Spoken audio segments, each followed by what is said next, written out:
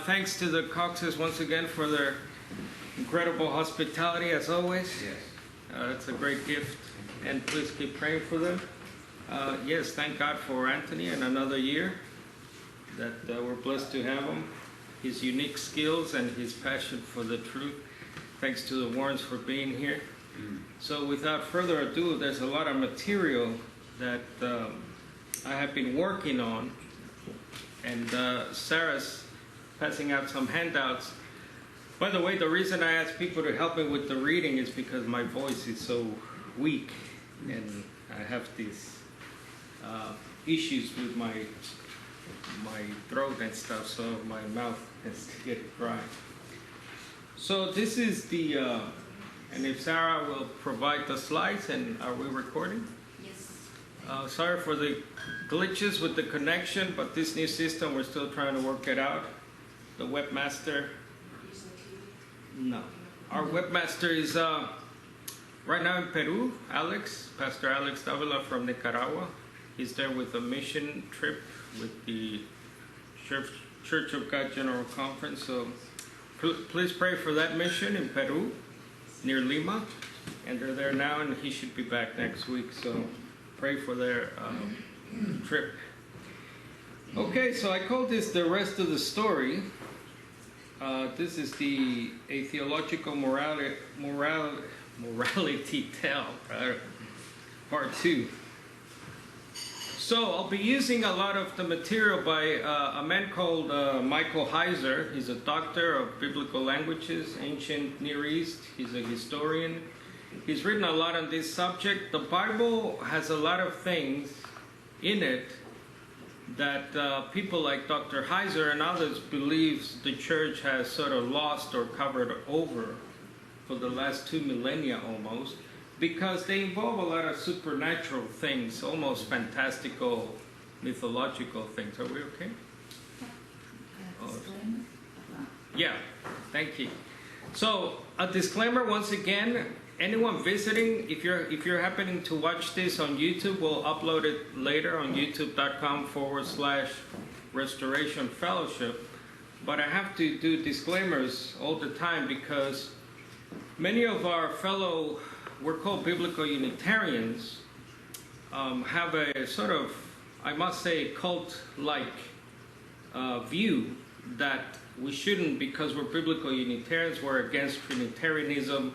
We're against immortal soul doctrine and various things that Orthodoxy teaches. I have to provide disclaimers because some of my fellow biblical Unitarians think that we should not even read other people, read evangelicals.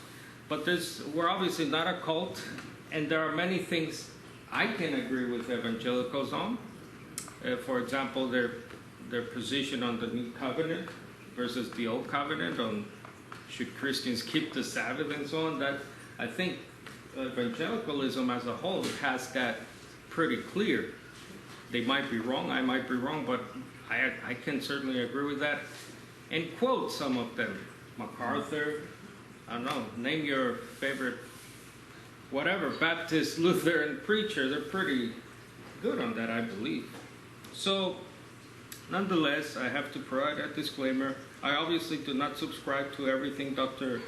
Michael Heiser, Dr. Burden, which I'll be citing, and others, being evangelicals, teach about, especially God and Jesus. But I think we can find some agreement, can we, on some things with people, and maybe open a conversation to other things. Okay, so there's a handout, and the handout's online. The website is there on the other browser. If you don't see it, Sarah, please. So Dr. Michael Heiser teaches that this issue of Genesis 6 and the sons of God is of utmost importance because it deals with actually what's wrong with the world. I was an agnostic not long ago, but I could see as an agnostic that there was something wrong with the world. When you watch television, you see the violence, you see people killing children in the womb. deep inside, even to an agnostic, there's something wrong with this picture. So Dr. Heiser puts it this way: if you were to ask a Jew, if you were to travel back in time to the first apostolic age and ask a Jew what's wrong with this picture, they would cite three things. Genesis 3, the fall of Adam, well known.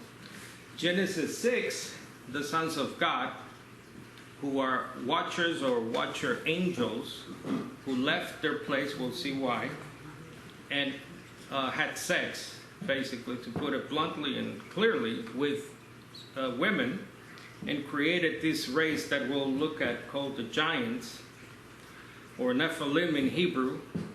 So they would point to those two things, and they'll probably, Dr. Heiser says, throw in for good measure the incident at Babel, where people got together and tried to construct a structure that reached to the heavens because they wanted to touch the divine, quote unquote. So that's an interesting view. I'll be following that view, that those are the problems that we are in right now. Those are the problems we see ourselves in. The fall in Genesis 3, the sons of God, and Babel. I'll talk about Genesis 6, obviously, as a continuation of last Sunday sermon, which you can see on our youtube.com/Restoration Fellowship video. And by the way, thank you for your viewership. We just passed the 1 million views of the channel in 8 years. It only took us 8 years, but it's a great milestone for me anyway, because we work on it so hard, Anthony and I. Okay, so a brief outline of what I'll be doing today. Hopefully get through this, and if you got any comments and so on, please interrupt me. So if you got any questions, yeah, just as I go, because I'll try and get through this. The simple outline is this. So we'll look at the watcher angels, the spirits in prison, as Anthony alluded to. So Genesis 6, Peter and Jude.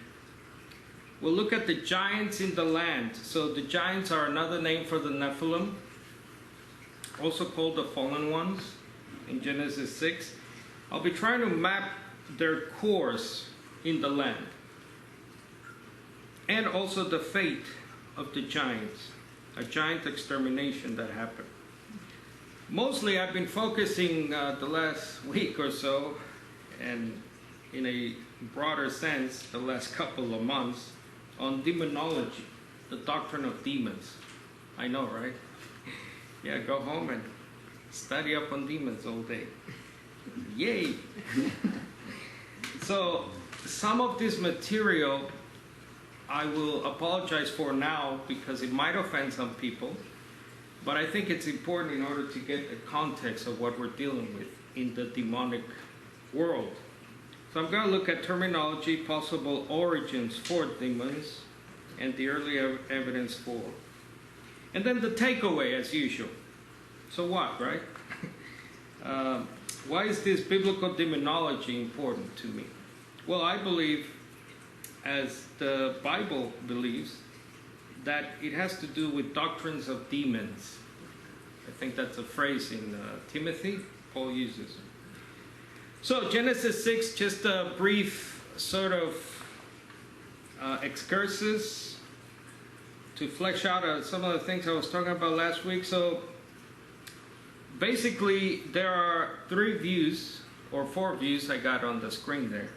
So there are 4 views about Genesis 6. What is it about? Is it about fallen angels who somehow came down from heaven, took on flesh, obviously, and had sex with women?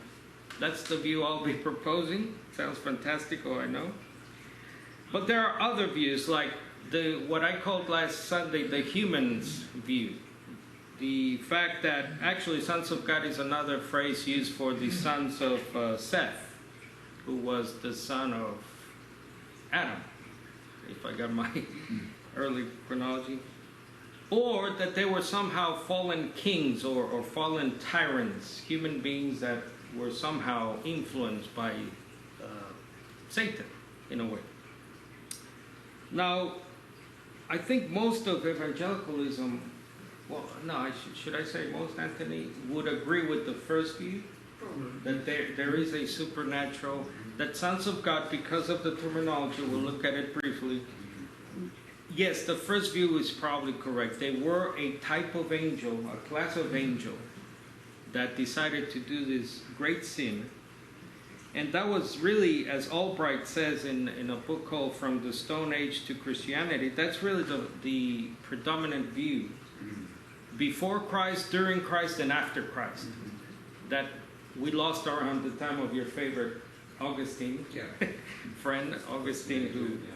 So that was really the majority view.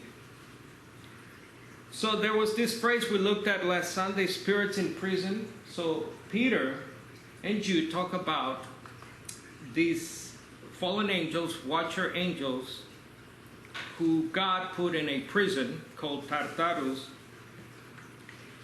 and they're down there to this day, awaiting in gloomy darkness the great day of judgment.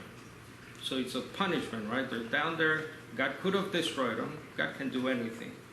Angels are not eternal. They're created beings like us. No one has eternality by nature, only God. The only immortal king, etc. in Timothy.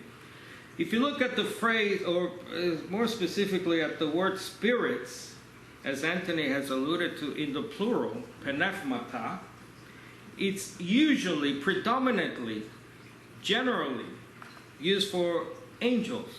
So, for example, I'll just go briefly, in the Gospels, you'll see that angels or demons. Or demons. Right. Angels or demons. Thank you. Yes. Angels and demons. By the way, thanks, because, so you got angels, holy angels, and there are different types of angels, right? We see it in Revelation. You got elders, if you believe that's angels, the elders are on the throne. And then you got, for example, angels like in Ezekiel, the great vision of Ezekiel with faces, a lion and this and that. So there are different cherubs. Sometimes we get names for them. Sometimes they're specifically called because they're special, like archangels, Michael. And so within the angelic world, there are many types of angels. And within the fallen angel world, the demonic world, there are also, we will find different types of demons. But this word spirits, pneumata, in the gospel predominantly, generally means angelic beings. Okay, so we have good ones and bad ones. So throughout the gospels, Jesus, as we know, is driving out spirits. He's driving out unclean spirits. Unclean, by the way, it's another way of saying evil. The spirits are subject to Jesus, right? Then in Hebrews 1, for example, God makes his angel spirits, pneumata, like wind or winds. You have deceiving spirits with demonic doctrines. That's the 1 Timothy 4:1. You have the seven spirits, again plural, right? Every time the word appears, even in the singular, whenever you get absolutely just spirit without qualification, as in spirit of Anthony, it usually means an angelic being, good or bad, depending on the context. You got the spirits of demons in Revelation 16. Remember, there's a vision, terrible vision of a creature, I forgot, is it the dragon and three spirits? The evil trinity? Anyway, it's a joke. That come out of this thing, like frogs or something. As most things in life, if not in the Bible, there are exceptions to this rule, I found. So there are three places that Anthony and I think Anthony agreed, that they're used absolutely, spirits, but it's in reference to probably human beings. Hebrews 12:9 talks about God being the father of spirits. 1 John 4:1, test the spirits, probably having to do with us. We have to test each other, by the way. And 1 Corinthians 12:10, where one of the gifts is to discern spirits, probably to do with human beings. I don't know how you can discern angelic spirits, but so there are exceptions to the rule, but predominantly, and if you're online, you can see the list there. I will not burden those here with the huge list, but there are, I believe the count was 60, was it 60? Anyway, tens of dozens of times. We looked also, so Peter talks about this, right? Spirits, so they're probably not human.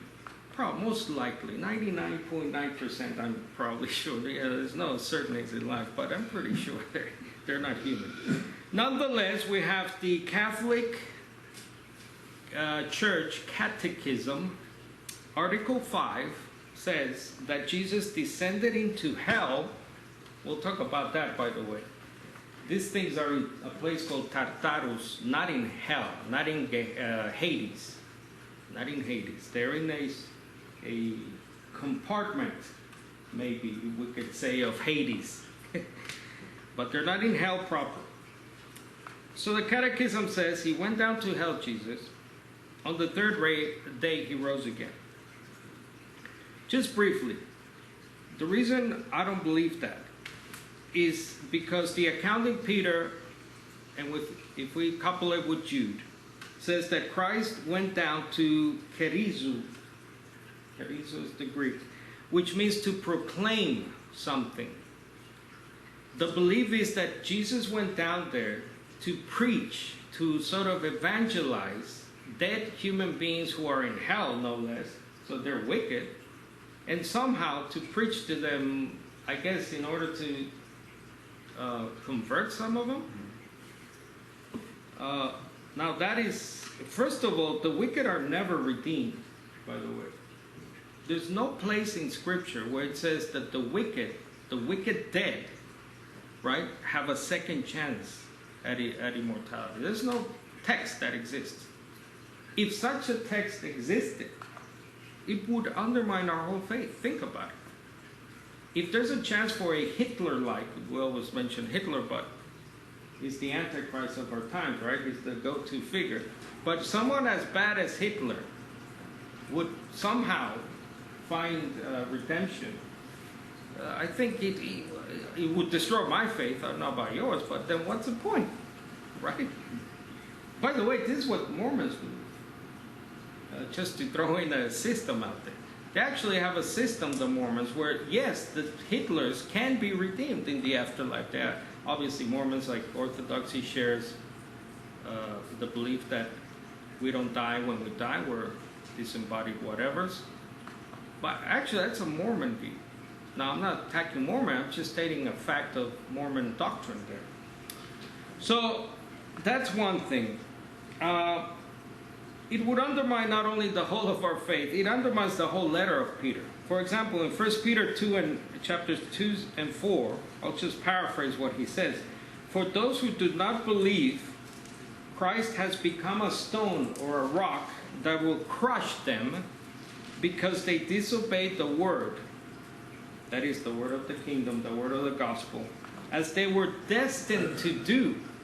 It's done. It's dusted. Literally, they're dusted. It's destined. For if it's hard for even a good person to be saved, says Peter, what chance will the wicked have?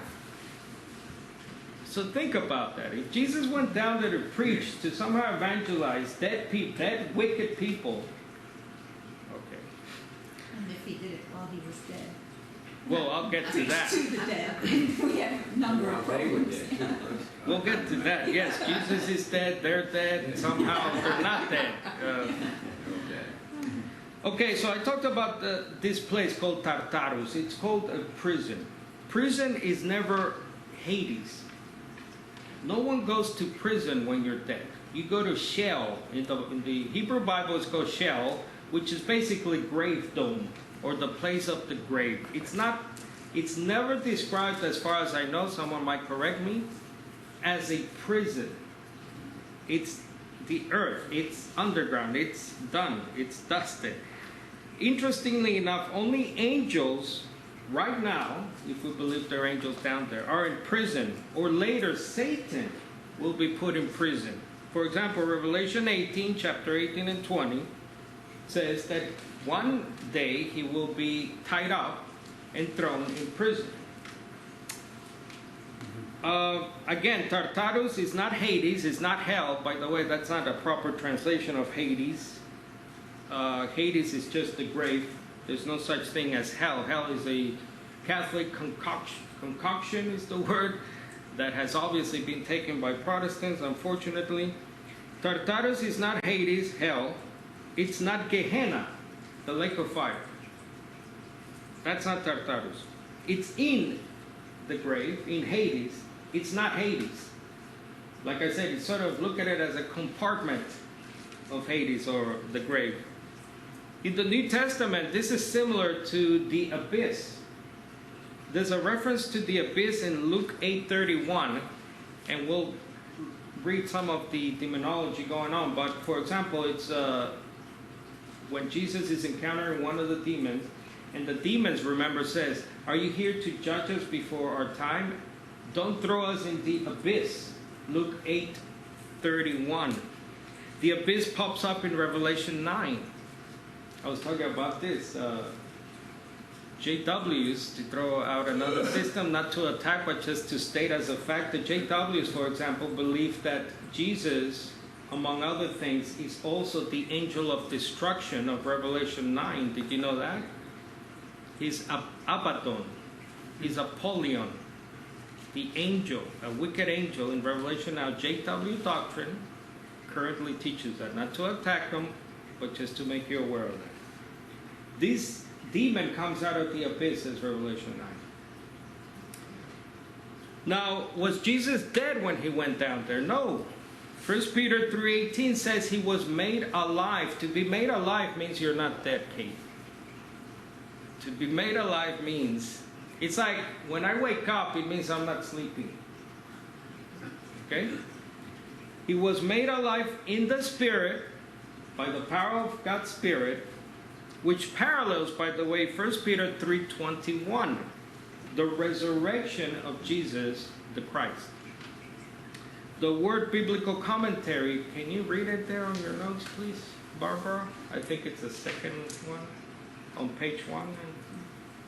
There's growing agreement that the distinction here indicated by flesh and spirit is not between the material and immaterial parts of Christ's person, i.e. his body and soul, but rather between his earthly existence and his risen state, i.e. bodily, as resurrection always is in the New Testament.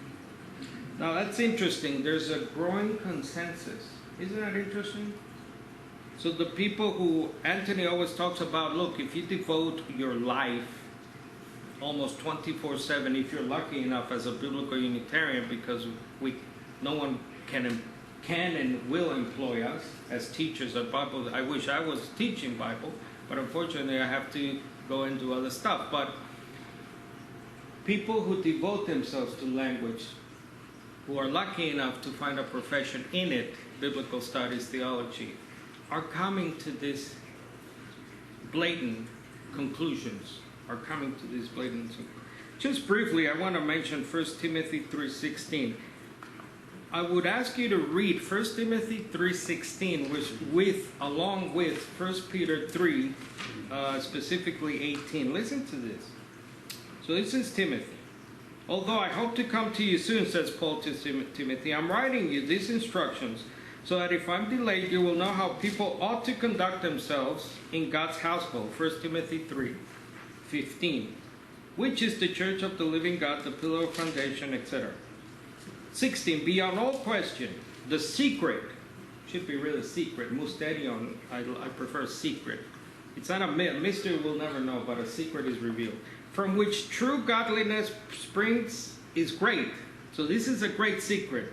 He, that is Jesus, appeared, manifested, came to us as a human being, not as maybe manifested is not good. He was here as a flesh and human being. He was made right by the Spirit, or through the Spirit, was seen by angels. That's interesting. Was preached among the nations, by us as resurrected, was believed on in the world, well, some believe that the whole world, was taken up in glory. Read that with 1 Peter 3, 16 to 18, and you'll see that basically Peter and Paul are talking about the same event. Why? Well, he was made alive by the Spirit, vindicated, says Paul. He was seen by angels. Who? What angels? Well, maybe down there. Maybe that's an illusion. Paul knows this story very well, by the way. He was preached, yes, among that he was believed by some in the world, and taken up. See the trajectory? Christ is dead. He comes back to life. He goes down to this compartment of Hades, not hell. He proclaims, announces to the devils there, the devils, sorry, not the demons. Where is it? I'm trying to find. He announces his victory, basically. I won. For example, I won despite your worst efforts to stop or corrupt my bloodline. I won. It's a sort of in your face, as we say nowadays. So it's the same story. It's a very interesting parallel there with Peter and Paul are making the same point. Okay, so that's just briefly, I wanted to flesh some of that out a bit more. So we'll go to one of the second points I have here, the giant exterminations in the land. So Bob, if you can please go to Numbers 13. Anthony, if you can please go to Joshua 12. Barbara, if you could please go to 2 Samuel 5. And Michelle, if you could please go to 1 Chronicles 20. So we'll look at the giant exterminations, plural, in the land. Now, why the land? Why did these things, these supernatural beings, the children of the watcher angels, why did they go to the land? They could have gone, Sarah, my wife said, why didn't they go to China? They could have gone to the Americas, they could go anywhere. No, they sort of, you'll see, well, the viewers will see a map that I was sent, but basically, if you know the geography of Jerusalem, they're there. They're in ancient Palestine, what's called ancient Palestine. They're pretty grouped together there. So why the land? Well, Genesis 3:15 makes sense, right? Satan knew Scripture. He knew his Scripture. Jesus encountered Satan in the desert, remember? And he's quoting Scripture, Satan, you know. So they know the deal. They know what's going on. They know the prophecy. The seed of the woman will crush the serpent. They know what's going on. So one of the views, Bullinger's belief, I call it, Bullinger's belief, he was a dispensationalist. I'm not a dispensationalist, but Bullinger, I think, got it right, that this was, the Genesis 6 event was done in order to disrupt the prophecy of the seed, the coming of the Messiah. They wanted to corrupt that line. But it got worse. It ended up almost corrupting all of us. So why the land? Well, because that was the strategy. That was Bullinger's belief. So was it Paul? Numbers 13, please, verses 25. If you can start in Numbers 13, and then the others, I'll get you to read yours, please. When they returned from spying out the land, at the end of 40 days, they proceeded to come to Moses and Aaron and to all the congregation of the sons of Israel in the wildernesses of the land and at Kadesh, and they brought back word to them and to all the congregation and showed them the fruit of the land. Thus they told him and said, we went into the land where you sent us, and it certainly does flow with milk and honey, and this is its fruit. Nevertheless, the people who live in the land are strong, and the cities are fortified and very large. And moreover, Amalek is living in the land of the Negev, and Hittites, and the Jebusites, and Amorites are living in the hill country, and the Canaanites are living by the sea and by the side of the Jordan. Then Caleb quieted the people before Moses and said, we should by all means go up and take possession of it, for we shall surely overcome it. But the men who had gone up with him said, we're not able to go up against this people, for they're too strong for us.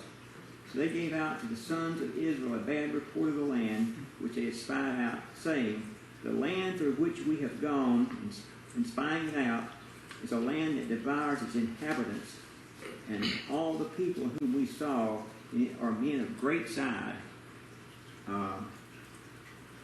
There also we saw the Nephilim, the sons of Anak, or parts of the Nephilim, and we became like grasshoppers in our own sight, and so we were in the sight.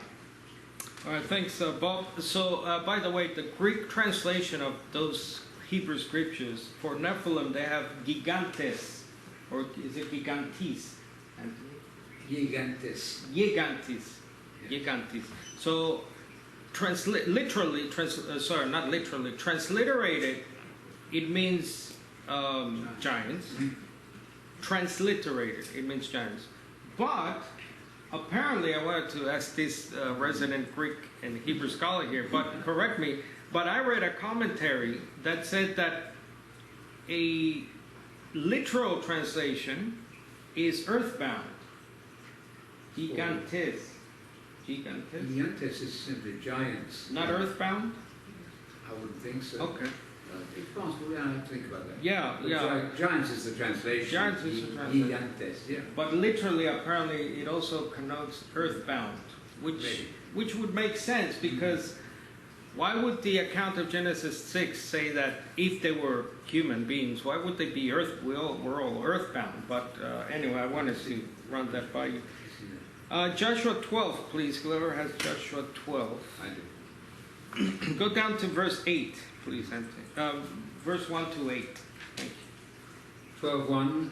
These are the kings of the land whom the sons of Israel defeated, and whose land they possessed beyond the Jordan toward the sunrise, from the valley of Ammon as far as Mount Hermon, and all the Arabah to the east. Sihon, king of the Amorites, who lived in Heshbon and ruled from Aroer, which is on the edge of the valley of Arnon, both the middle of the valley and half of Gilead, even as far as the brook Jabbok, the border of the sons of Ammon, and the Arabah as far as the sea of Kinneroth towards the east, and as far as the sea of Arabah, even the Salt Sea, eastward towards Beth Jesimoth, and on the south at the foot of the slopes of Pisgah, and the territory of Og, king of Bashan, one of the remnant of Rephaim, who lived at Ashtaroth and at Edrei, and ruled over Mount Hermon and Salekah and all Bashan, as far as the border of the Geshurites and the Maacathites, and half of Gilead as far as the border of Sihon, king of Heshbon. Verse 6, Moses, the servant of the Lord, and the sons of Israel defeated them, and Moses, the servant of the Lord, gave it to the Reubenites, the Gadites, and the half-tribe of Manasseh as a possession. Verse 7, Now these are the kings of the land whom Joshua and the sons of Israel defeated. Oh, that's good, Anthony. We'll stop there. Okay? The focus there is on Mount Hermon, and this king Og, not original gangster, but Og. These are prominent things, the Mount Hermon, and people, Og. Dr. Michael Heiser's, one of his books is called Reversing Hermon, or Hermon, Hermon. Why? Because in the Enoch canon, in the Enoch literature that we'll go to, where we really get this fleshed out in detail. There's 60 chapters of this book, this first Enoch. Mount Hermon is famous because that's where these angels, watcher angels, who become who become fallen angels, bad angels, descended upon. Mount Hermon is like a chain of mountains, presently near the border to Lebanon. So it's north of Israel on the border, and it's it's replete with mysticism. Ancient Near East has a lot of stories about this mountainous region. And one of them is this, that the Bible puts it in a historical context that these watcher angels came down, and that's where they get together, that's where they hatched their plan to do what they did. Og is a very key figure, especially in Jewish mystical writings, as they're called. Not Enoch as such, but in other writings which are mystical Jewish things, like the Kabbalah. Is it Kabbalah, the mysticism, Jewish mysticism? Og is a very important figure because in one of the stories of this Jewish mysticism is that he pleaded with Noah to save him from the flood. And he repented, and he said, anyway, Noah believed this guy, this giant. He said, okay, just go on the roof of the ark. And this thing survived the flood, but then later recanted it and went back to his wicked ways. So he is the new father, let's call it, of these giants. That's what Genesis 6 says. There were giants back then and then afterwards. So some Jews made up this story. I say made up because there's no biblical. But nonetheless, he's in the Bible, Og. And look where he's ruling. He's ruling over Mount Hermon. Why is he ruling over Mount Hermon? Well, maybe it has a connection to Don't you that. think if that happened, it would be written in the Bible? That, there's many places, even in the New Testament, that says only 8 people. Right, 8 not. people made it through. Well, he's not really a people. He's a supernatural figure, so. Could I ask a And question? one guy riding on the hood. I'm a little bit ignorant here, but Yes, Paul. okay. You keep using this word watcher angels. I'm not familiar with that term. How do you define that? Oh, sorry. Last Sunday, we looked at so the book of Enoch. We'll go to the book of Enoch. Enoch calls the sons of God watchers. Watchers also appears in the book of Daniel for a name for a type of angel. So it's just another name for a type of angel who we believe are the sons of God of Genesis 6. Some turn bad, but obviously in the book of Daniel they're portrayed as these watchers are good angels. So that was last. Sorry, I made this point. 2 Samuel 5, please, starting in verse 17. Whoever I gave that scripture to, please. 17. Oh, sorry. Before you move on, by the way, so that was Joshua 12. Anthony read.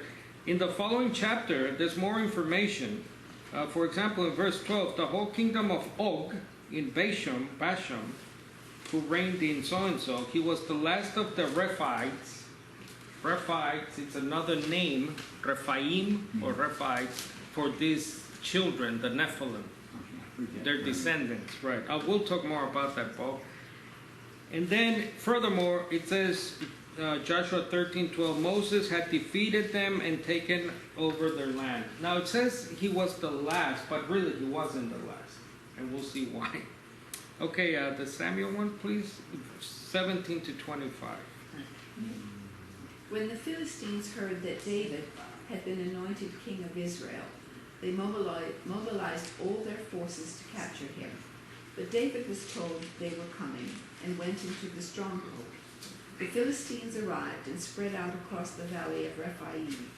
So David asked the Lord, should I go out to fight the Philistines? Will you hand them over to me? The Lord replied, yes, go ahead. I will certainly give you the victory. So David went to Baal Perazim and defeated the Philistines there. The Lord has done it, David exclaimed. He burst through my enemies like a raging flood. So David named that place Baal Perazim, which means the Lord who burst through.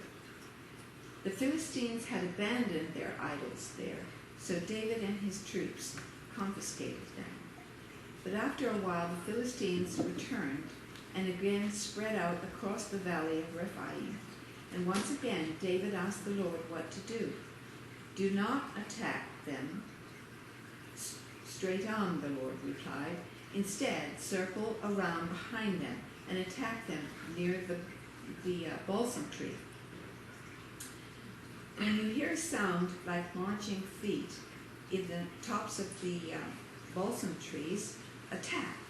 That will be the sign that the Lord is moving ahead of you to strike down the Philistines.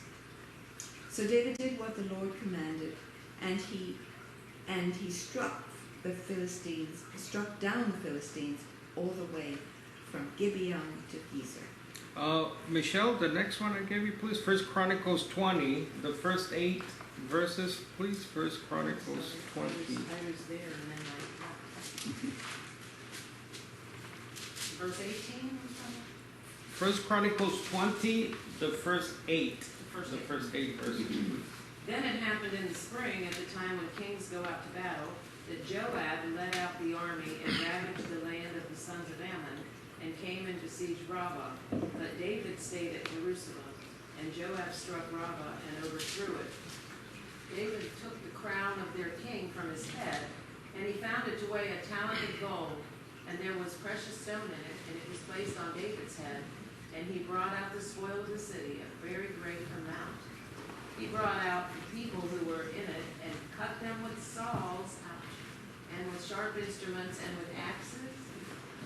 And thus David did to all the cities of the sons of Ammon.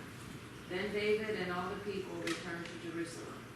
Now it came about after this that war broke out in Gezer with the Philistines.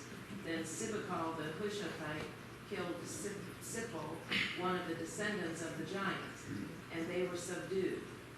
And there was war with the Philistines again, and Elhanan, the son of Jair, killed Lami, the brother of Goliath, the Gittite, the shaft of whose spear was like a weaver's beam. Again there was war at Gath, where there was a man of great stature who had 24 fingers and toes, 6 fingers on each hand and 6 toes on each foot. And he also was descended from the giants. When he taunted Israel, Jonathan the son of Shimeah, David's brother, killed him. These were descended from the giants in Gath, and they fell by the hand of David and by the hand of his servant. So the point here, folks, is that these things are like cockroaches. You think you got them, and then they spring up somewhere else. Really big roaches. Yeah, humongous, and with 6 fingers. It's so fantastical, right? Anyone else would say objectively, this is all part of this ancient near myth, Greco-Roman stories of titans and battle of the Titan and so on. But no, this is the Bible, and most of us believe it's true. By the way, verse 5 there, the brother of Goliath. There's some debate, as usual, with some things in the Bible, whether this was...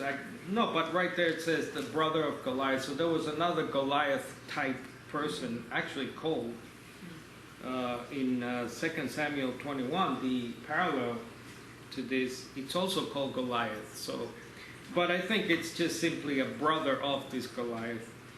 So the point there is that so you got God himself in Deuteronomy 2. We looked at Deuteronomy 2, chapter 2 and chapter 3, if you want to go back in your notes.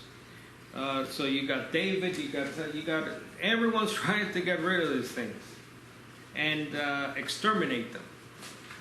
So that falls into the Bullinger belief, as I call it, that the reason babies and genocide, how can God, the loving God, build?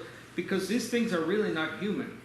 They're really subhuman. If there is such a thing as a subhuman, that's what these things were.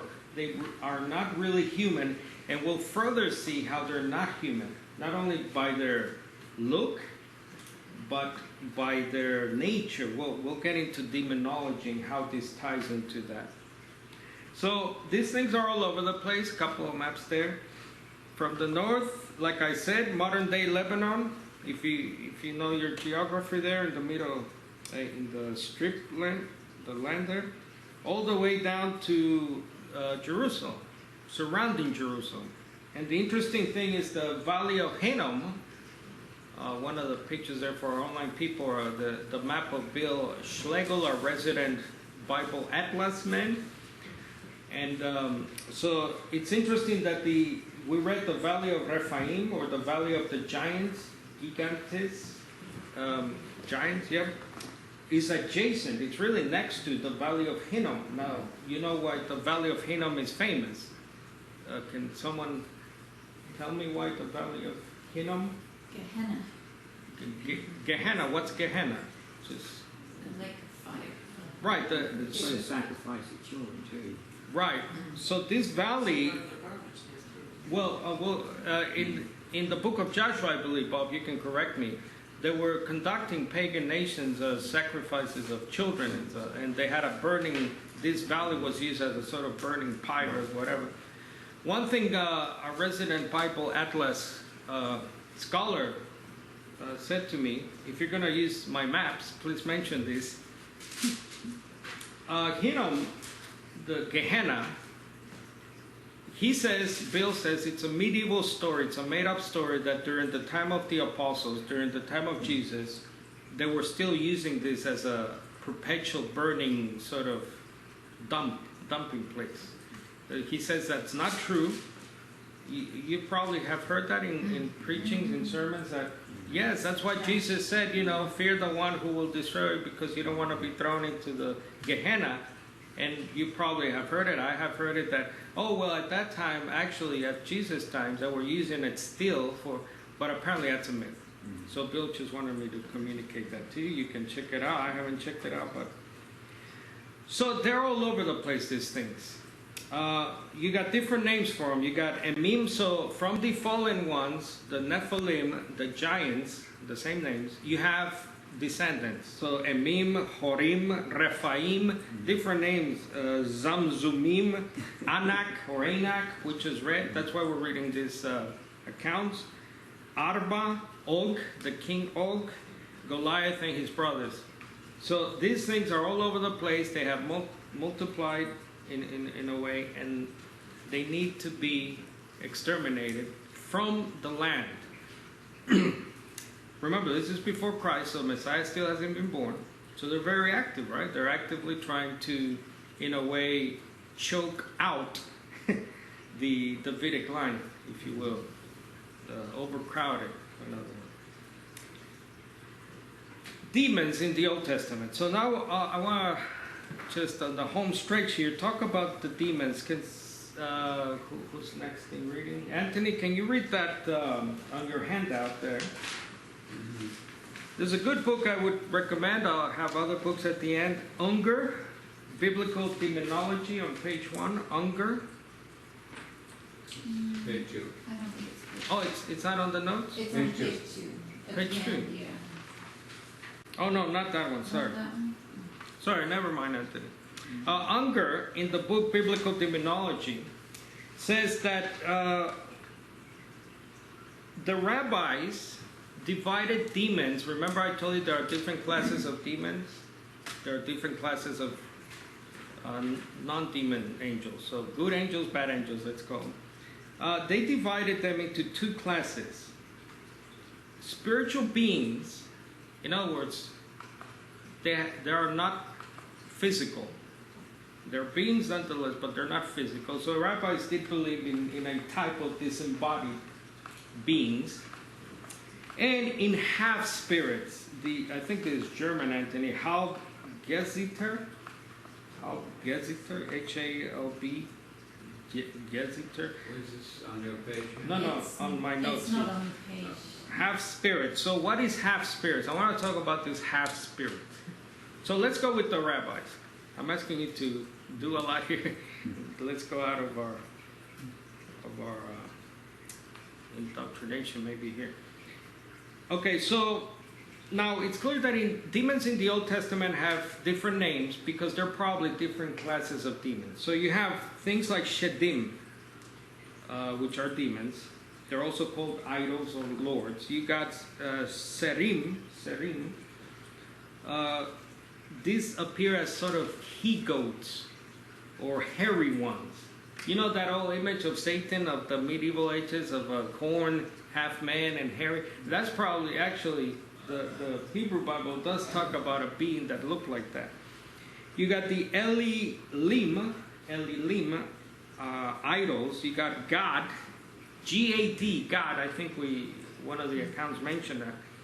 Called the demon, just the demon, and the Rapha or Rephaim. Remember, that's another name for the descendants of the children of this Genesis 6 event. I want to focus on them because I believe they are these half-spirit things, part of this class of demonic beings. Rapha or Rephaim is usually translated in your Bibles as spirits of the dead or shades, like your window shades. Sometimes they're called the dead ones. Okay? Let's see. Can someone go to, whoever gets there first, please? Isaiah, let's see, 13. Isaiah 13. So these dead ones appear throughout the, throughout the Hebrew Bible. But there I have just Isaiah 14:9, just quickly. We'll go to Isaiah 13. But just quickly, Isaiah 14:9. Let's see. You got Proverbs 2, chapter 2, and chapter 9, and chapter 21. And you got Job 26, verse 5. Job 26, 5. Which is interesting again, because in the Greek translation of Job, the Rephaim are called giants or mighty men, Giborim, which is interesting. So Isaiah 13, verses 19 to 22, please. Let me read it. Anyone, please? In Babylon, the beauty of kingdoms, the glory of the Chaldeans' pride, will be as when God overthrew Sodom and Gomorrah. It will never be inhabited or lived in from generation to generation. Nor will the Arab pitch his tent there, nor will the shepherds make their flocks lie down there. But desert creatures will lie down there, and their houses will be full of owls. Ostriches also will live there, and shaggy goats will frolic there. Hyenas will howl in their fortified towers, and jackals in their luxurious palaces. Her fateful time will also soon come, and her days will not be prolonged. Right, so there you have at least 4 types of these Shedim, Elim, and Rephaim or Rapha creatures. So these things meet, according to Isaiah, in arid, desolate places, sort of bombed out places, if you will. I'm sorry, I'm not getting. How are you linking these? This against Babylon to what you're talking about? Not so much Babylon, just the picture of these creatures. I'm not focusing on Babylon as such, but the creatures that are gathered there. Okay. The creatures. Yeah, desert creatures are there in these arid places, right? And then it gives you a list of the creatures. So these creatures are these demons. Right. You don't think a jackal's a jackal and a shaggy goat's a shaggy goat? They're translated as that, but the Hebrew words are for demons. They're not actual animals. Yeah, my verse 21 says shaggy goats. Right. Then it has a note, not God demons, but goat demons. Right. Goat demons. So, yes, thanks for bringing that up. Creatures and goat demons. Yeah, they're not animals. They look like maybe those animals, but the Hebrew, like I just said to you, if you go to the Hebrew to any lexicon and you look up the words translated, for example, jackals, owls, and so on, they are those words used for demons. For example, the goats are sirim, which is a he-goat, and you got the Rapha there. So these are nocturnal creatures that are portrayed as animals, but they're really demons. So any commentary, who's that you read? Well, just is that MacArthur? No, Or? Yeah, it's it's in just, the enlarging. It says owls is howling creatures, Mm-hmm. hyenas, howling creatures. Right. So it all kind of fits with what you're saying. Yeah. Again, if you go to any comment, any lexicon, just check it out. Yes. Actually, people might say, "Oh, they're jackals." Yeah, sure. But there's something greater going on behind the scenes here. Right? So, do you think these creatures are possessed by the demons, or they are just these demons that are being called these creatures? Are being called that? I think they're actual demons. I don't think it's a jackal possessed by a demon. You know? I've never heard. I don't think so. I could be wrong. I mean, You didn't mention the female demon. I don't think It was it not a even female. Yeah, Lilith. Lilith is the only female demon mentioned there. yeah. Now that you brought Lilith, I wasn't going to bring her up because it brings up a whole other stuff. But another demon is called Lilith. Lilith is in a way important because she's a sort of vampiric creature. She's a bloodsucker. In Jewish extra-biblical works, there's not only women, but there's male bloodsuckers. Vampire lore, by the way, has some truth to it. Myths and stories that I was talking about this with my wife. Where there's smoke, there's fire. It might not be a real literal cyclops creature with 3 eyes, the cyclops from Greco-Rome, but myths have some origin to them. So yes, the vampire thing derives probably from creatures like the Lilith, who was this sort of blood-sucking creature. Could I ask now, with regards to the New Testament, we're talking about our battle is not against flesh and blood, Exactly. it's against wicked spirits. I'm assuming That's right. this is the ones we're Right. doing battle with.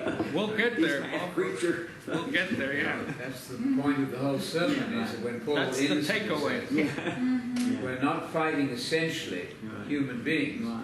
Our battle is really against this subject, With shaggy goats. which is much more real to them than it is to us. In your notes, do you have the ISBE quote? Demon, demoniac, and demonology? Should be on page 1, I hope. Yes. Someone could read it, please. So this is International Standard Bible Encyclopedia. Any kind of Interest in the demons as such is absent.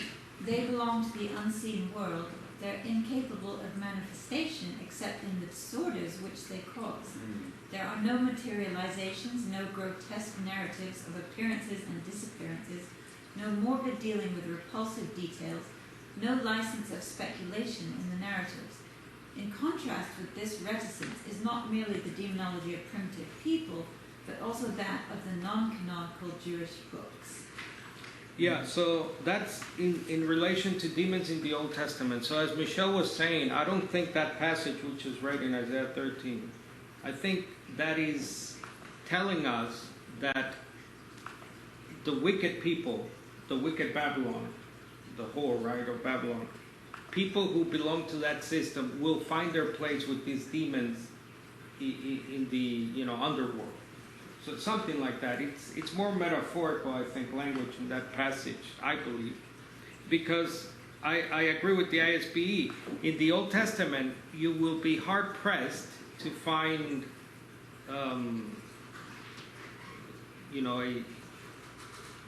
how would you say it, a literal account of demons, like we do. See, even in the New Testament, we'll get to the New Testament. Even in the New Testament, demons are always in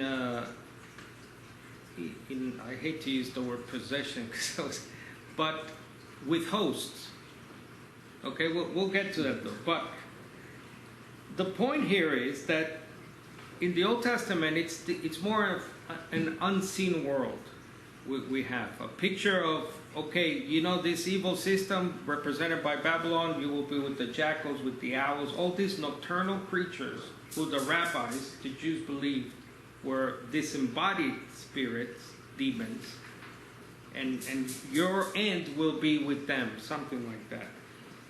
I want you to note the subtle crypto-Gnostic Orthodox translation, though, as we enter into the New Testament, as Bob was alluding to, of translations that have possession. You know, in the Gospels where it talks about demons and stuff, and it says so-and-so was possessed. It's not really possession. It's demonization that is happening. For example, there's a difference between I'm possessing a body, which means I have total ownership, and I'm influencing this person, right, to do evil, awful things or do things to themselves. We'll see those accounts, horrible accounts, that Jesus comes upon. So it's more a demonization. These people are being demonized. A lot of people are being driven out of their minds. It's not possession as such, I hope. I think that's an important distinction. Also, there's a subtle Catholic thing with exorcism. So for example, Jesus and the apostles exorcised demons. They had exorcism ritual. It's not really exorcism. Although the word literally in the Greek, Anthony, is exorcizo, but exorcizo is not really exorcism. It has nothing to do with the practice, the Catholic really practice, and it is a Catholic ritual. It's a ritual that it's not in the Bible. In other words, if you're old enough like me, The Exorcist, do you remember the movie The Exorcist? 1973, horrible movie. A little girl is possessed, quote unquote. The Catholic priest comes in and so on. And since then, there have been many movies like that. And then they spend days. The movie is this horrible movie of this little girl getting tortured. Anyway, and they spend days with Catholic rituals trying to do an exorcism on this little girl. But the Bible, the encounters of demons are not about a ritual. They're about simple expulsions by Jesus.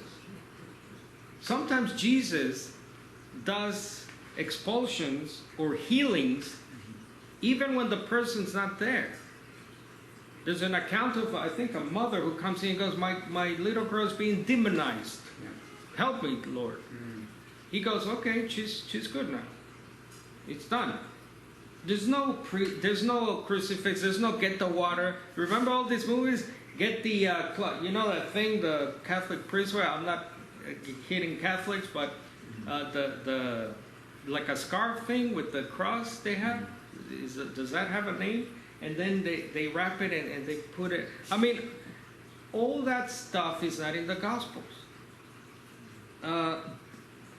Demonization has a simple remedy. It's the word of Jesus or the apostles.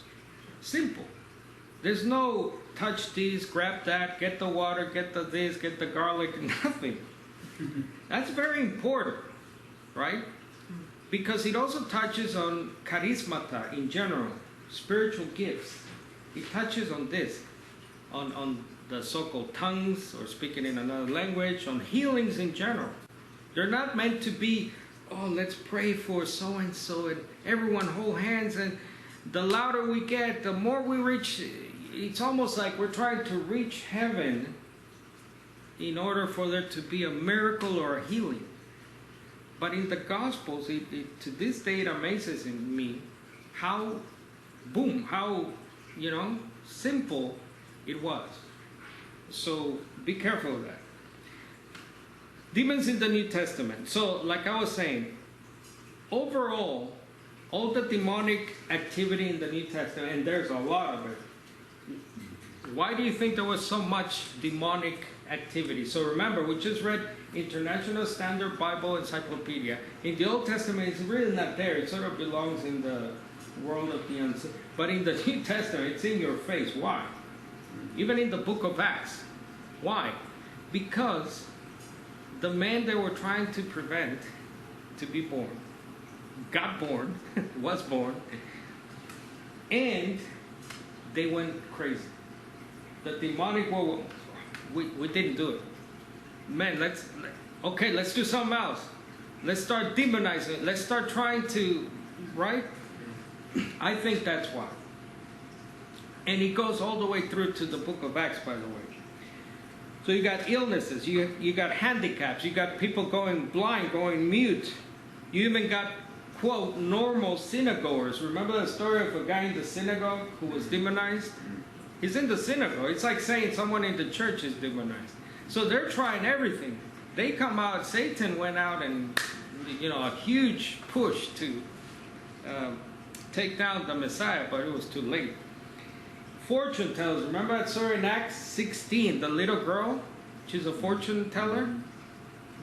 She's being demonized. But it's interesting, she's not out of her mind. They're using her for cash, remember? That's Acts 16.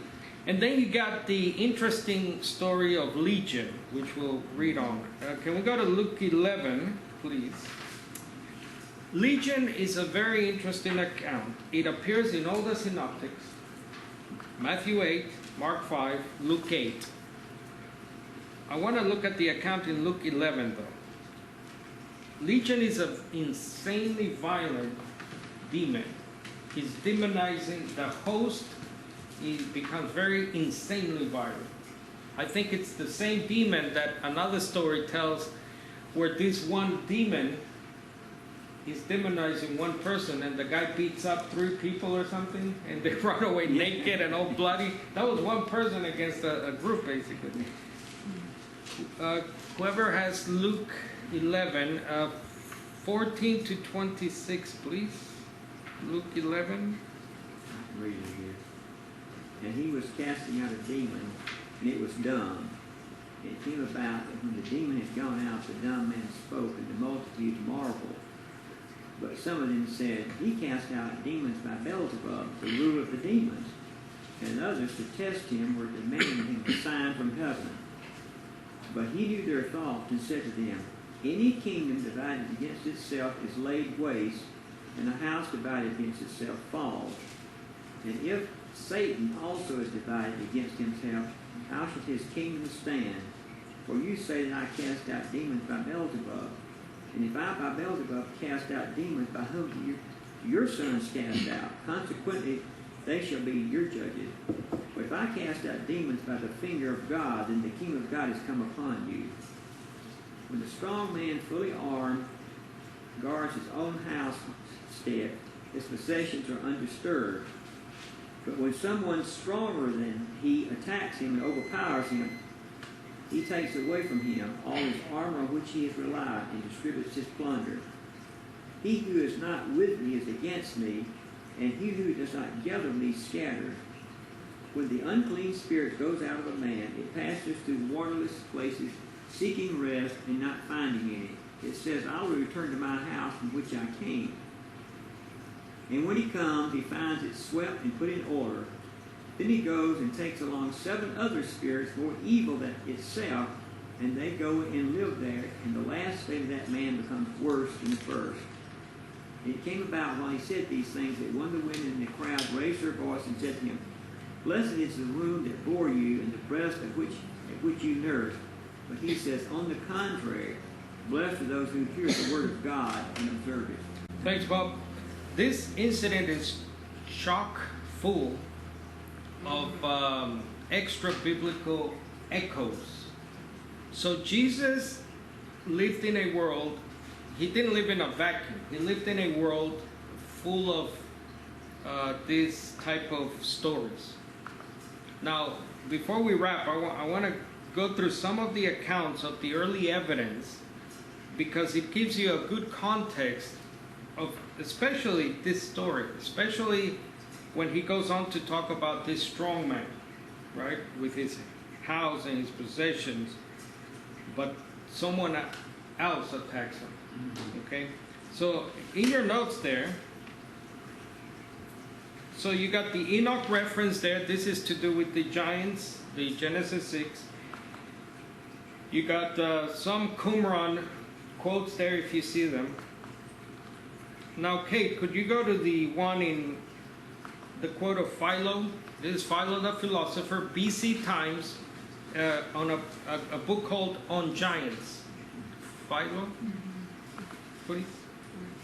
When the angels of God saw the daughters of men, that they were beautiful, They took unto themselves wives of all of them whom they chose.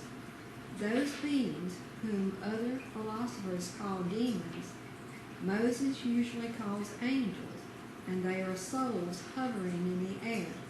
And these beings are invisible to us, and some have descended into bodies, as into a river.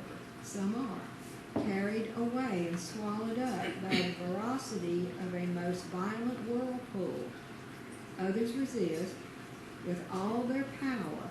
At first, swim on the top of it, and afterwards fly back to the place from which they started. Barbara, Jubilees 10, please. BC document, Jubilees 10. Demons began to lead astray the children of the sons of Noah and destroy them. And the sons of Noah came to Noah, and they told him concerning the demons which were leading astray, blinding and killing their children. Noah prayed before the Lord his God, and said, You know how the watchers, the fathers of these spirits, acted in my day. And as for these spirits which are living, imprison them and hold them fast in the place of condemnation. And angels explained to Noah all the medicines of their diseases, together with their seductions, how he might heal them with herbs of the earth. And Noah wrote down all things in a book as instructed him concerning every kind of medicine. Then the evil spirits were precluded from hurting the sons of Noah. Michelle, Testament of Solomon. Now, this is a first century. Read past that, not talk Well, I just want to get through the quotes here. Sorry, it's a lot of crazy stuff. Testament of Solomon. This is an interesting source because it's actually First Apostolic Age, as early as. Thank you. You, Solomon, are the son of a man, but although I was born of a human mother, I am the son of an angel. You have us to torture for a little while, then we shall disperse among human beings. Cause the wickedness of men to spread throughout the world. I cause madness. I'm a serial killer. And there came a spirit of shadowy human form, having glowing eyes. And I asked him, saying, Who are you? He said, I am a lecherous spirit of a giant human who died in the slaughter in the time of the giants. My dwelling is in desolate places. My activity is this. I sit near dead men in the tombs, and at midnight I assume the form of the dead, and if I see someone, immediately I kill him with the sword. And if I'm not able to kill him, I make him demonized, so they chew their flesh. Anthony, sorry, Betty Jean has in. Sorry, Betty Jean, I missed the next one there, please. Athenagoras. Athenagoras, thank you. Some angels fell into impure love of virgins and were subjected by their flesh. Of these were begotten those who we call giants, and the souls of the giants which are the demons who wandered about the world, performed actions similar to the fallen angels. They haunt the air and the earth, and are no longer able to raise to heavenly things. So then you got famous names, Justin Martyr, Tertullian, Origen even, talking about basically the point here being that BC, First Apostolic Age, and after Apostolic Age are almost unanimous, I would say, that they're connecting these activities that Jesus encountered 3-4 times to, they're going back and saying, you know what, these were those giants when they died, let's call it, when their bodies were destroyed, they still survived in this spiritual now state. Just one last one from Lactantius. Anthony, go back down to the Lactantius, AD 304, please. But they who were born from these, because they were neither angels nor men, but bearing a kind of mixed nature, were not admitted into hell, as their fathers were not into heaven.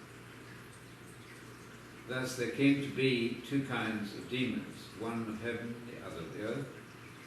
These contaminated and abandoned spirits, as I say, wander over the whole earth and contrive a solace for their own perdition by the destruction of men. Therefore they fill every place with snares, deceits, frauds and errors, for they cling to individuals, and these sin spirits are without substance and not to be grasped, insinuate themselves into the bodies of men, and secretly working in their inward parts, they corrupt the health, hasten diseases, terrify their souls with dreams, harass their minds with frenzies. This is a Christian writer, by the way. Right. Pre-mill, very strong pre-mill kingdom person. Right, they're all, well, quote-unquote Christian writers. Tertullian, yeah. So BC writers, first apostolic age, and after Christian writers, quote-unquote, have this information. Scholars obviously say that, so the giants, the tradition of the giants, and this tradition of disembodied demons, let's call them for now disembodied demons, are obviously, if not cited in the gospel accounts when it comes to demons, this understanding is in the Gospels. Now before, I know there are some comments or questions, but let's go to Mark 5. So we saw, remember, we're hearing things like these demons are near tombs, near graveyards. Remember there was an encounter with Jesus, with the guy near the tombs, and so on. Mark 5, if anyone can start reading there. Carlos, is this page available to people online? Yes. Is it, Yeah. where is it? Yeah, the page, the notes are Put on the link again. on our blog spot. I'll send them to you. If you I'll just tell them, because people are dropping off like flies. So Oh, we no. only have 7 Right. people on. yeah, sorry about the Some of them are connection. still chatting, so I just want to let them know what we're reading. And they can't even hear a lot of it. Okay, So I want to let them know sorry. to look up some of this. Yep. Mark 5. Who's got Mark 5?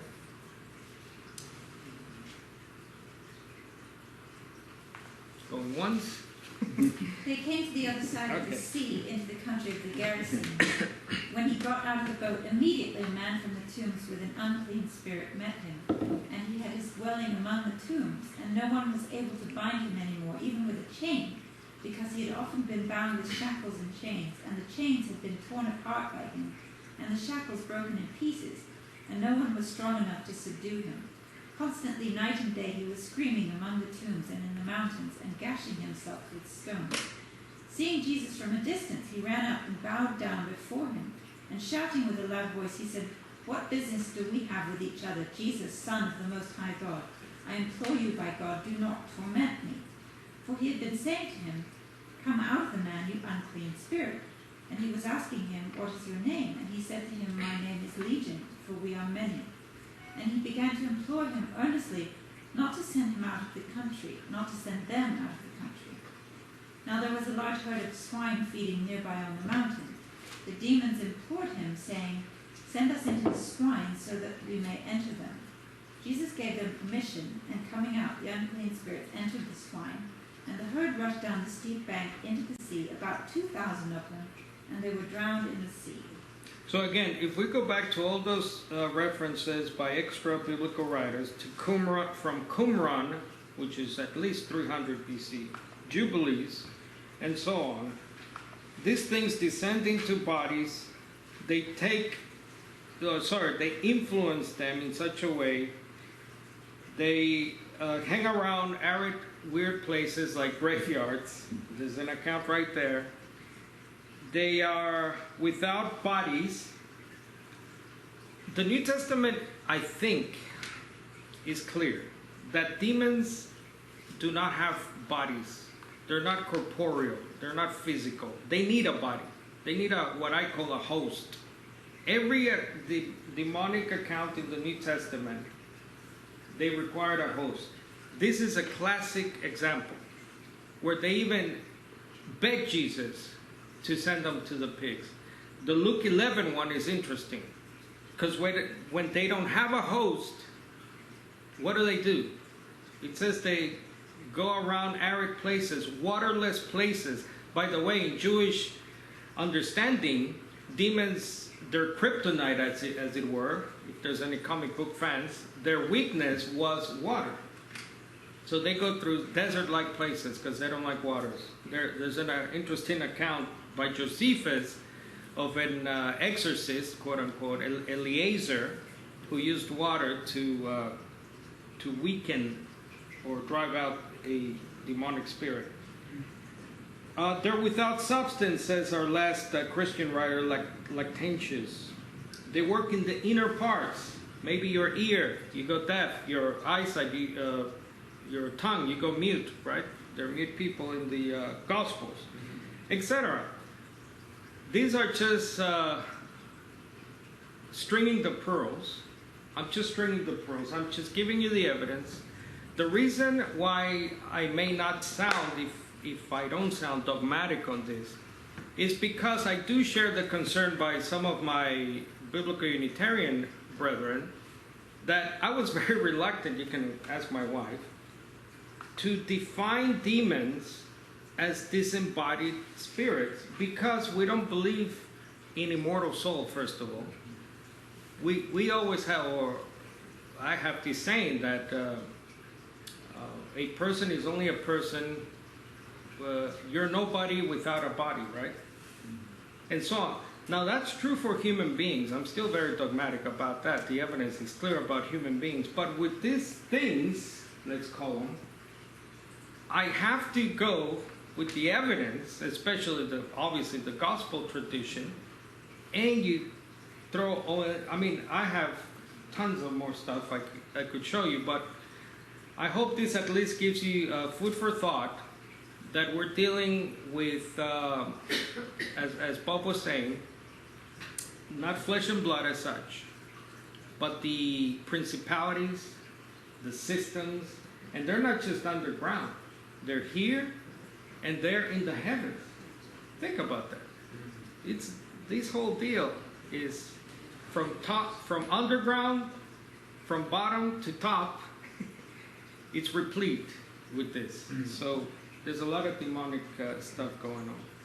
You talking about the demons, the water seems to be their enemy, I guess you say, kryptonite. Weakness, yeah. Okay. Christ used the phrase living water. You could ask of me, I would give you this living water. And I'm thinking maybe just the spiritual side of it, that water conquers these beings or whatever they are. I mean, spiritually speaking, yes. It just reminded me of that when you were saying that. Also, maybe that's why God decided to have a flood. Yeah. Because if these Thanks creatures for can't bringing survive that up. water, It's very exact. then that's the way, rather than just burning down all the cities where they live or something. That- Decided to. Thanks for bringing us back to the last time, the origin of this Genesis 6, the flood. Why the flood? By the way, the idea that the flood was localized, it doesn't make sense to me anyway. I don't know about you. Can you just tell us briefly why it localized? You said it best. Well, they had this at the Ark in Kentucky. Oh, they did? Ark Encounter. They said, if the flood was just going to be local, why did Noah have to bother to build this huge ark? God would have told him to move, somewhere. And you didn't need to have birds on the ark if the flood was local, because the birds could have flown off to where they could find land. Yeah. So for those and many other reasons, there are, by the way, stories of floods worldwide. Worldwide, from the Americas to China. You got ancient writings, ancient pictures of a flood. Well, they found all type of fossils and stuff like on the mountains. Right. Yeah, where there should be no water. Like the mountain 2 miles high. That's something ridiculous. But a flood has been reduced to a story about Noah and the ark. Yeah. And as was said, stories are just that, stories. For They're children. they're not really to be believed. It's like David the Giant, same thing. I mean, if you went out and asked in the churches, what do you understand by the fall? Yeah. I think they would say the season when the leaves fall off the trees. Well, more than that, what do you understand by Genesis 6? Yes, They'll go, what? exactly. And we didn't get to this wonderful opening sentence where if you asked a Jew, why is the world the way it is? Why do we get depravity and so on? Why is humanity so messed up? You'd get Genesis 3 and 6. Yes. You're not going to get that in our evangelical No. world. And Babel, that's what I said at the that's Dr. Michael Heiser. Yes. And speaking of Genesis 6, because Yeah. we only have one comment online that Yeah, sorry about that. It's from Randy. He said it's interesting that in Genesis 6:5, Yahweh does not mention anything about angels corrupting mankind, but only mentions the wickedness of man. Yes. And then in Genesis 3:14 and 15, Yahweh does speak to the serpent, a corrupting angel, directly, just an observation. Mhm. Just on that, one of the things that quote, the Heiser quote, one of the things Dr. Heiser says that the Old Testament never references the fall, Genesis 3, as an explanation for the condition of the human heart or the condition of human wickedness. That's Dr. Heiser's view. But I think he may have something there because remember Genesis 6, after the event, Well, I mean, Cain was able to, right, but the point is about an explanation as such. Yes, we know the action, but he's talking about the explanation of, okay. If you note the account of Genesis 6, what goes on to happen as an explanation? So the after effect of this evil angelic influence, what goes on to happen?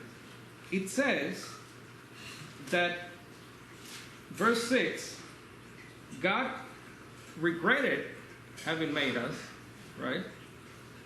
He changed his mind. And the heart of man was, where is it? Where am I looking at, Sarah? Verse 5, the Lord saw that the wickedness of man was great on the earth, and that every intent of the thoughts of his heart was only evil. Right. I think continually. Randy said the opposite to that. Randy, I don't know if he said the opposite, but this comes on the heels of the corruption by the evil angels. The heart of man. So this is an explanation of, yes, we are fallen and things, but it becomes worse. It coarsens, right, the situation. It makes it hard. Now, just to wrap up quickly. I think Randy's point was that it just says the wickedness of man. yeah, doesn't mention the angels having anything to do with it. But it comes on the heels Right. of So this this event caused man Well, to be if we're so evil. if we're reading this Yeah. as we should, like anything we read chronologically, this is it to me, and to me, Randy, we might disagree, but this was a result of that. The heart of man became wicked all the time, 24/7, and God said, "You know what? I changed my mind." As a result of this event, I think it's obviously putting off it. Really, man wasn't even really man anymore. Man was turning into something that was not what God created. That too, sections of humanity were being subverted, subhumanized, if you will. Just quickly, so someone might be asking, and I asked myself this question a couple of nights ago after getting my head out of all the Jewish stuff, books. Where's the evidence then? If these things existed, Enoch says they were 400 feet tall, by the way. I think that's an exaggeration. The Bible gives us maybe the tallest was 20 feet. Now, 20 feet. Is that from here, Sarah, to the ceiling? Maybe 20 feet? Okay? Where is the archaeological evidence? This wasn't also like a couple or a dozen. These were nations of giants. Have you ever thought? So, where's the evidence, Carlos? You could rightly ask me that. I asked myself that. Guess what I found? If you go to the website of the American Museum of Natural History, no less. Yeah, this isn't some flyby thing. The American Museum of Natural History. They got an article on Greek giants, and this is what it says. I don't know if you can get the link there, Sarah. Indeed, even today, to this day, now you believe this or not, you can go check it. To this day, a large and surprisingly human-like bones can be found in Greece. Modern scientists understand such bones to be the remains of mammoths, dinosaurs, that once lived in the region. But ancient Greeks were largely unfamiliar with these massive animals, and many believed that the enormous bones they found were the remains of human-like giants. Any non-human traits in the bones, so once they examined these things, were thought to be due to the grotesque anatomical features of giants. Isn't that an interesting statement? I mean, that's the American Museum of Natural History. Just to close up, Anthony, can you close up with the Unger quote at the bottom of the notes there, please? Biblical demonology. Biblical demonology, then, as it exists in the elemental. Is that it? That one? Yeah, go ahead. As it exists in its elemental thought. Elemental, though essential form in the early chapters of Genesis, is the ultimate source and basis of all demonology, ethnic, later biblical, Jewish and Christian. Genesis, as the book of beginnings, catalogues the beginning of the earth, the human race, the beginning of human sin and death, and the beginning of human government and language. It also suggests the origin of demons. But inasmuch as demons are certainly to be traced back to the fall of Satan and the angels, which the book of Genesis assumes as background material, in the same way it assumes the existence of God as background material of Genesis 1. It cannot validly be charged that there are no demons in the opening book of the Bible. In any event, or upon any possible inference based on revealed facts, they are there, whether as fallen angels or as disembodied spirits of a pre-Adamite race. That's the human view. Yeah, I don't think we need a pre-Adamite race. Right. Or as a result of the cohabitation, of angelic beings with antediluvian women. Mm-hmm. In the book of Genesis, the author assumes the existence of demons, of course, just as plainly as he assumes the existence of God or the fall of Satan and his angels. Right, I think this is a good summary. So yes, it gives you both views, the so-called pre-Adamite, but the cohab. One thing I just want to make clear. So remember, good angels, bad angels. There are different classes of good angels, different classes of bad angels. Just as there are disembodied demons, there are demons. There are fallen angels that pre-existed, if you will, the Genesis 6 event.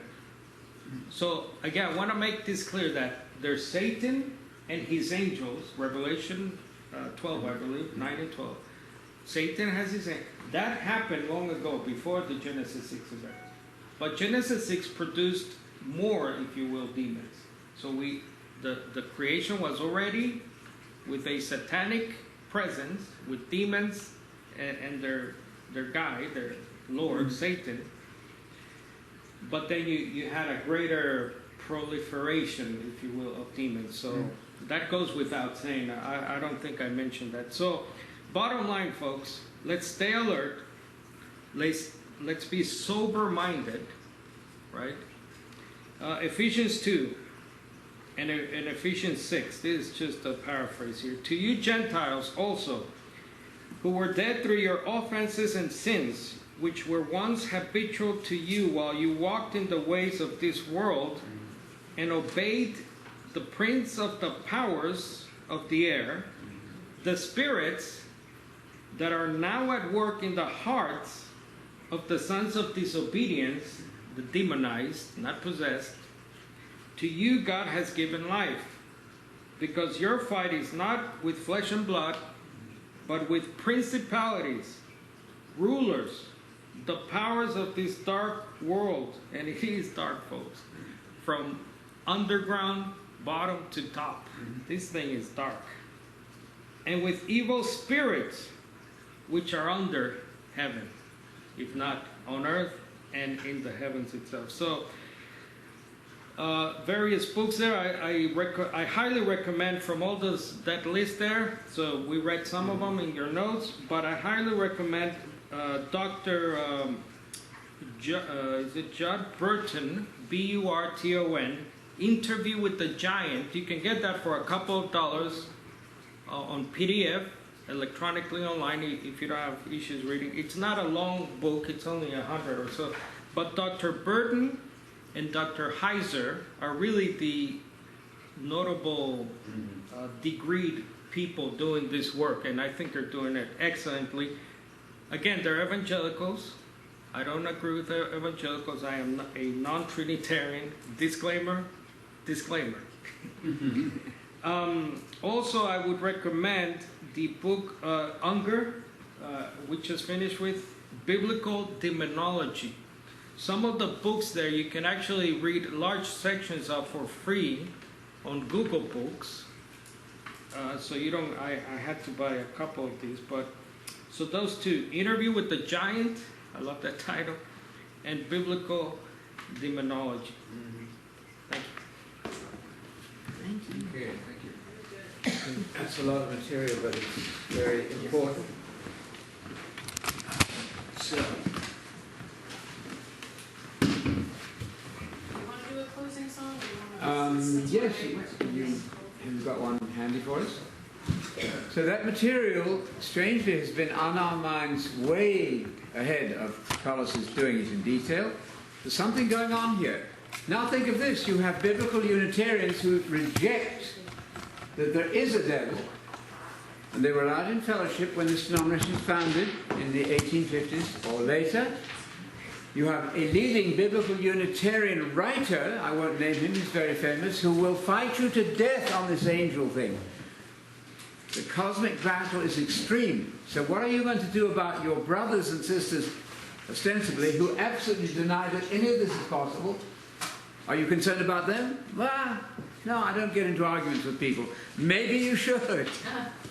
You are to expose error. That's one of the commands in the Bible. Not just say, well, that's fine. It may be not fine. So that would be my thought. Thomas, you didn't mention the Septuagint verse which says that the gods of the nations are demons. That's pretty interesting. The gods of the nations are demons. So those people who belong to a different religion, what are you going to do about them? You're to expose the error and go after them with whatever means you can. Not just sit there and say, well, that's fine, you know, you can believe what you like. That's not my concern. It is your concern if your brothers and sisters are wrong on a major area. Christadelphians say, these are our brothers and sisters in some sense, the Christadelphians say, well, poor old Jesus, he was just ignorant. That's what they believed in those days. Oh, yes, they do. And if you challenge that, they'll kick you out quicker than you know. So it's a wicked, wicked word. I think it's what Carlos is getting over to us. We're fighting demonic forces. Even in areas of medicine, we might be doing that sometimes. So be alert, fight the spiritual battle. Okay. There you go. We got